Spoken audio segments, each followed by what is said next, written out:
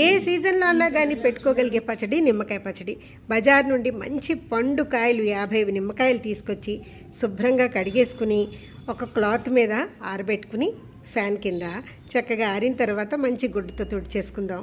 30 నిమ్మకాయలని చిన్న చిన్న ముక్కలుగా కట్ చేసుకుని 20 నిమ్మకాయలని రసం తీసుకుందాం. దీనిలో గింజలన్నీ తీసేద్దాం. పైచానికి ఈ పచ్చడి చాలా మంచిదండి. రుచికి ఆరోగ్యానికి పచ్చడి ఏమాత్రం తీసిపోదు. 6 గ్లాసులు నిమ్మకాయ ముక్కలకి అర గ్లాసు కళ్ళుప్పు తీసుకుని ఇలా లేయర్స్గా వేసుకుని మనం తీసుకున్న రసాన్ని ఫిల్టర్ చేసి కొంచెం పసుపు వేసి దానిలో వేసేసి మూత పెట్టేద్దాం.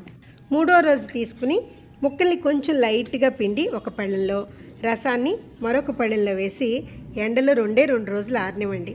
ఎక్కువైతే గట్టిగా అయిపోతాయి. ఇప్పుడు వీటిని రెండింటిని కలిపేసి మళ్ళీ డబ్బాలో పెట్టేద్దాం. మళ్ళీ 3వ రోజు తీసి 1 స్పూన్ మెంతులు, 1 స్పూన్ ఆవాలు చక్కగా దోరగా వేపించి పొడి చేసుకుని చూస్తే చక్కగా ఊరిపోయి ఉన్నాయి ముక్కలన్నీ.